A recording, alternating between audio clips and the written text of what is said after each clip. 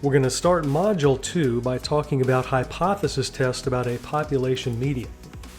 Now, before we get into those details, let's think back to the material that we just covered in our review of the prerequisite statistical course, in particular about the information on hypothesis testing.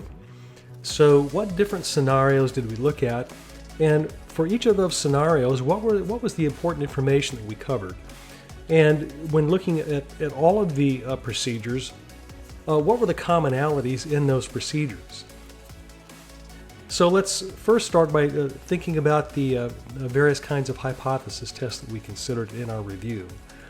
We first looked at hypothesis testing about a population mean, when the population standard deviation is known, and when we're sampling from a normal distribution. We then looked at hypothesis testing about a population mean when the population standard deviation is unknown, and when, again, we're sampling from a normal distribution. Now, of these two, this second situation is going to be much more realistic. We're almost never going to know the population standard deviation. We then looked at hypothesis testing about a population proportion when the sample size is large enough for the normal approximation to the binomial distribution to be adequate. Now, what were the common aspects across all of these procedures? Well, we have hypotheses.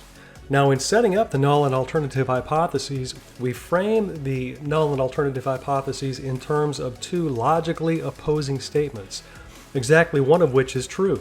So one is true and one is false.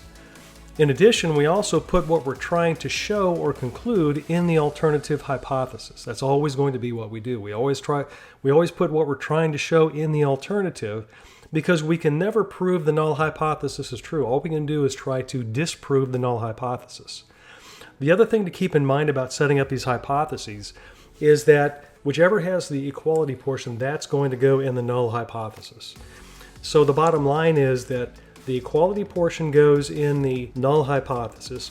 You put what you're trying to show in the alternative, and therefore what you're trying to show cannot include the equality portion of the statement. In addition, we acknowledge the possibility of committing type 1 and type 2 errors when performing hypothesis testing. A type 1 error, you'll remember, is rejecting the null hypothesis and concluding that the alternative hypothesis is true when in fact the null hypothesis is true and should not have been rejected. All right, so we can think of this as a false positive. A type 2 error, on the other hand, is failing to reject the null hypothesis when it's false and should be rejected. So we can think of a type 2 error as being a false negative.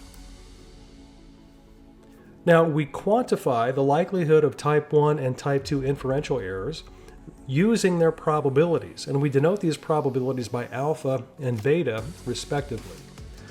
So alpha is the probability of committing a type 1 error. This is, if you'll remember, the significance level of the test, and it's a quantity which you as the researcher have control over. You choose the significance level that you're going to use in a particular testing situation. Beta is the probability of committing a type 2 error. Now, we don't have direct control over beta, but we do have indirect control through our control over alpha. And the reason we have that indirect control is because alpha and beta, these probabilities of a type 1 and type 2 error, are inversely related. If we decrease alpha, if we try to make alpha small so that we reduce the probability of committing a type 1 error, right? If we reduce alpha so that we're reducing the probability of a false positive, then that increases beta, right? It increases the probability of a type 2 error. And if we raise alpha so that we increase the probability of a type 1 error, then that would decrease the probability of a type 2 error. So if we think about alpha, the significance level of the test, and how it's related to the level of evidence required to reject the null hypothesis, what we can say is that using a smaller significance level, using a smaller value of alpha, corresponds to requiring more evidence in order to reject the null hypothesis. For example, if instead of using a 0.05 level of significance, we choose to use a 0.01 level of significance, then we are, in essence, requiring more evidence against the null hypothesis in order to reject it. On the other hand, if we use a larger significance level, that corresponds to requiring less evidence against the null hypothesis in order to reject it. So for example, if instead of using a 0.05 level of significance, we use a 0.10 level of significance, then we are relaxing the requirement to reject the null hypothesis. We're actually making it easier to reject the null hypothesis. We're requiring less evidence against the null hypothesis in order to reject it. Now, power of an hypothesis test is the probability of rejecting the null hypothesis when in fact it's false and should be rejected. Power is related to alpha and beta in the following ways. First, power and alpha are directly related. So the power of the test is directly related to the significance level used for the test. Now, what does that mean? That means that if we decrease alpha, which again is equivalent to requiring more evidence against the null hypothesis to reject it, if we decrease alpha, then we're going to decrease the power of the test. We're going to decrease the probability of rejecting the null hypothesis when it's false and should be rejected. On the other hand, if we increase alpha, okay, so that if we require less evidence against the null hypothesis in order to reject it, then that's going to increase the power of the test. It's going to be more likely that we'll get a hold of a sample that will lead us to reject the null hypothesis when in fact it's false and should be rejected. Power and beta, on the other hand, are inversely related, and they're inversely related through the equation power plus beta is equal to 1. So the sum of power and beta, the probability of a type 2 error, will always be 1. And so we can rearrange that relationship if we want to get the relationship such as the power of the test is equal to 1 minus beta, or 1 minus the probability of a type 2 error. On the other hand, we could rearrange it and say that beta, the probability of a type 2 error, is equal to 1 minus the power of the test. And so we can see that as the power increases, right, as the probability of correctly rejecting a false null hypothesis, as that increases, then beta, the probability of a type 2 error, decreases. On the other hand, if the power decreases, then beta is going to increase. So these are the relationships between power, alpha, and beta. Now, in controlling alpha and beta and power, so the probability of a type 1 error, the probability of a type 2 error, and then power, which is the probability of correctly rejecting a false null hypothesis. In controlling these three quantities, we've got to strike a balance between the magnitudes of alpha and beta, taking into account the costs associated with each type of error. Now, typically this is not done strictly quantitatively, it's done subjectively in many cases, but we need to remember that there's a cost or a penalty or a downside to committing a type 1 error. And similarly, there is a downside or a cost to committing a type 2 error. And so we need to think about the relative costs associated with the two types of errors and use those costs, perhaps subjectively, in deciding what significance level to use. Remember, we were saying that as the researcher, as the scientific decision maker, you have control over the significance level that you choose to use for the test. We don't have direct control over beta, but we do have direct control over alpha. And so you have to make a decision as a decision maker in performing a hypothesis test in the context of some experiment and subsequent data analysis. You've got to make some decision as to what significance level to use. Now, obviously, we want the probabilities of both type 1 and type 2 errors to be small. In other words, we want both alpha and beta to be small. But given this inverse relationship between alpha and beta, the fact that if we decrease alpha, we are increasing the probability of a type 2 error, and vice versa.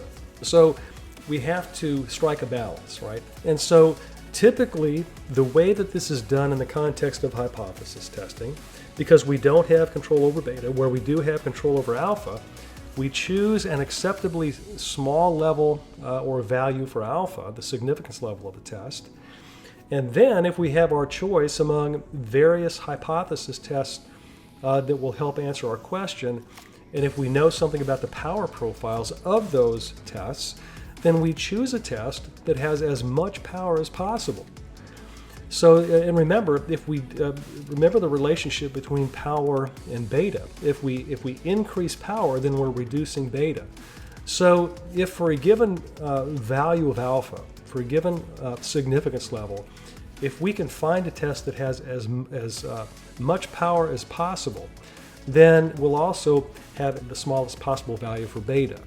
Now, this is a simplified explanation because both power and beta are not constants, but they're functions of things like the significance level, the sample size, the level of variability in the population, and also the value of the parameter, if we're doing a parametric test, the value of the parameter in the alternative hypothesis space. So, but the point is that if we can find a test that has the best possible power profile, then what that would mean is that for any combination of those particular variables that derive that function, all right, we're going to have the best possible testing situation. So the bottom line of this conversation is that when we're thinking about choosing between different hypothesis tests, power considerations are very important because we want to be able to choose a test with the best possible power profile. Another common aspect across all of these procedures is choosing and using a test statistic. So all of these procedures that we looked at in the review utilized a test statistic. Some of them use the sample mean, some use the sample variance, some use the sample proportion, and so forth. Now, how do we select or choose a test statistic? Well, a potential test statistic has got to exhibit different behavior under the alternative hypothesis than it does under the null hypothesis. It's this differential behavior across these two hypotheses that makes it informative to us and allows us to use it as a test statistic. Now, in order to evaluate what to do when we get a particular value for a test statistic, we need to understand the behavior of the test statistic. So we need to know how it behaves under the conditions of the null hypothesis, and we also need to know how it behaves under the conditions of the alternative hypothesis. Now, the probabilistic behavior of the test statistic is contained in its sampling distribution.